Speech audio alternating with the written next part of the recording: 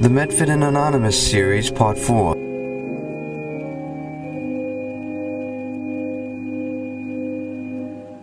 I like to say, the truth permeates physical, emotional, mental. Anybody who knows on a level of exercise, it hurts in the beginning. Man, does it hurt? It hurts. But if you're thinking it's going to always be like that, you're not going to want to do it. It doesn't stay that way. You get stronger. You get like walking up a mountain. Your legs hurt, your rest, your legs hurt. Then they get strength and you can walk up. Well, that's the difficult thing. Is like if you're in that place of wondering, there's got to be something more, and that's why I'm doing drugs, because I don't find it, and it's sort of like until you have that enlightenment experience, if you will, it's like a difficult place to be there, and it's like you said, a lot of living from the brain. Look what it's done. Like it's the meat industry and the commodification of everything, and no matter how many books you read, or how much the Bible you read, or how much church you go to, or how many drugs you do, you're still going to be sort of still lost. Well, indeed. Look at what the Bible's been used for. Any religious book, it's been used to enslave people. It's been used to burn women because maybe they had lonely bread, or they had actually ESP experiences. They forget the part of the story where Jesus told Peter, put away the sword. Then they come along with their intellect and all their scholastic knowledge, and they think they know better than him. And then they go from a sword to a nuclear arsenal. And then the money is God we trust. Really. But you saying what you do is two different things. Doesn't it seem that way? We got more weapons than most of the world put together. And yet they get these speeches, well, build up the army. Yeah, build it up. Why don't you just put people out in the streets? Shut the schools down. Forget about, helping people with their health care. Forget about putting people where they can go to school for free. You shouldn't got the money to put them in jail. It seems to be that we've been saying that the life and death and resurrection of Christ is really about showing that there is something else, basically. Well, yes, and I would say, it's a resurrection of us too. So that's the part of the story that gets the least amount of attention. But I say to tune into this, it's inviting us. And I want to say something about the Christ.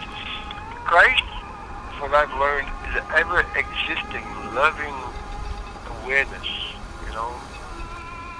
Words are very limited. It's like a cup to fill with beef. Words are like a cup that's filled by the Spirit. So even while I'm talking, I know how limited what I'm saying is, but we use it to some purposes. It has its role to a degree.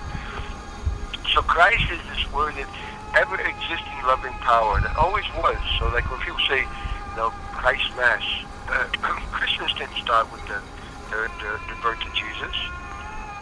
There always was, like somewhere in the Bible says, know ye not that I was before, I was before Abraham. And then somebody said, how could it be? You're not even, whatever age he was. They didn't understand the eternal aspect of that. So Christ is ever-existing loving power. And Jesus, what I understand, it represents a pattern of mind of selflessness. The more selfless we are, the more that awareness, that creative intelligence permeates us and uses us. That's like Lao Tzu, you'd say, do by not doing. How do you do by not doing? When you're sitting there meditating, you're doing, but you're not doing.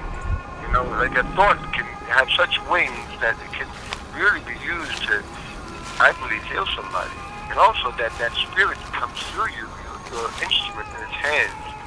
Like the Native Americans would say, they want to be like a hollow reed, the medicine men and women. So Tokushila, words, the Great Spirit can use them. They go through their fasting and no water. I think, didn't Jesus say that? He said, the things I do come through the Father. Exactly, yeah. He said, I do nothing. He said that. He had the humility to admit, I do nothing but, what the Father God, gives me, I you know, think. the father, right? The father, the mother, you know, again, words, you know, it's what he was giving honest credit to, that the Spirit, you know, of God was coming through him. Yeah, he's a son, just like your son and their daughters, but he was connected. We're disconnected, you know. So, by the way, I was thinking, when we use the word Easter, I think it could even say, it just came to me today, Easter. When we look to the east, you know, the rising of the sun, we look to the light. Right. When you look to the light, you get to the east, where the light comes from, and the east is in us too, by the way. You look to the light, that place where Jacob wrestled with the angel, a place called pineal, the pineal gland up in the forehead. And what happens is you get to that place of, you can't, it even goes beyond, of course, that sound, but you feel, you know, you feel such holiness. You know, you can't help but say, And is that what you meant about, it's ultimately also about the resurrection of ourselves? It's the resurrection of, that's right, it's the resurrection of us consciously, subconsciously, superconsciously. The Lord our God is one, unified. And in that sense, we're risen from our disconnectedness. So when you look at a lot of people doing bad, when we do bad, you know, it's like we're at a tomb, you know, it's like, you still gotta have the compassion, because if you see somebody punching themselves in the face, you don't want to come over there and berate them. So when we see the people putting out war and bombing women and children, you know, we know they're doing evil, you know, despite what they're claiming they're doing God's will, you know, these are the same people who would be back in the old days doing what the things we know now are totally off the mark, missing the mark. They were sinning. And what do we put out? What are we going to reap? That's why even like Washington on his deathbed said, I'm afraid there's a just God. Why would he say that? Maybe because one side of your mouth you're preaching freedom from the English, the other side you want to enslave people. What's inconsistent about that? You know, what we put out comes back. So it's a lesson every culture's gone through. Well, I found that to be true. I've recently come to realize is that I think life is about that. The evolving to the higher consciousness, and like you said, resurrection. That's what it's really all about. Becoming like Christ. The Christ, yeah, exactly. And let the Christ consciousness, or the cosmic consciousness, already is deep inside us. Let it, in the quietness, let it speak to us. Let it join and permeate to our subconscious wilderness, which there's gold in there too, but there's a lot of very chaotic stuff too. You know? Yeah, that's what I mean about the evolving. You sort of like slowly getting more and more Christ consciousness and less of the other stuff. Well, yeah, other stuff. Over time. Yes, over time, yes. Over time, evolving, yes. One sense it's true in the realm of time, and another sense we're in eternity. But in terms of personality, yeah, we measure by time. So until we, in the meditation and any creative pursuit, you get a sense of timeless. Oh, yes. The personality merges into the individuality. I am, like you say, I am Medford. I am anonymous. You know, the I am is the highest truth.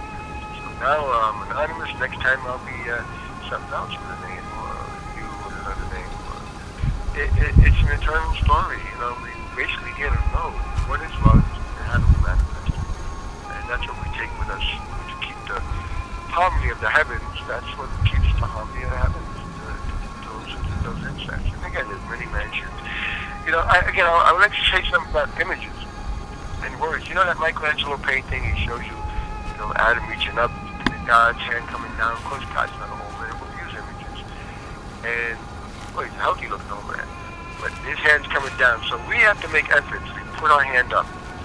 But we then receive, because God is spirit and seeks us to worship. So he never shows you the fingers touching. So we make our efforts, but no matter how much efforts we make, always in humility, we turn it over to that higher mind. And that higher mind is connected to the higher mind of the old great being. Like in the Bible, it says, let us make man in our own image. Because it's like connecting all the dots of the stars. Like that's the body in a way, the sum of the body, it's the visible body in the way of God, the galaxies, but behind it even is the invisible body.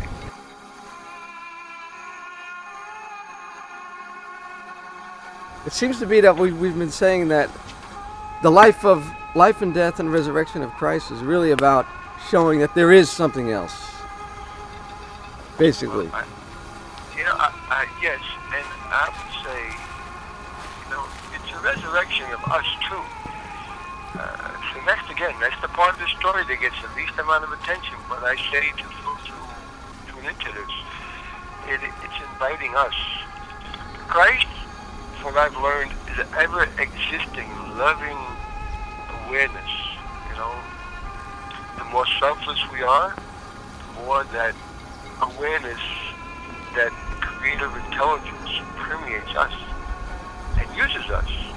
It's an eternal story. We basically here to know what is love and how to live it.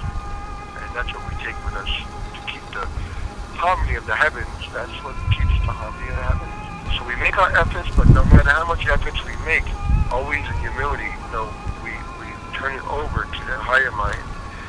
And that higher mind is connected to the higher mind of the old great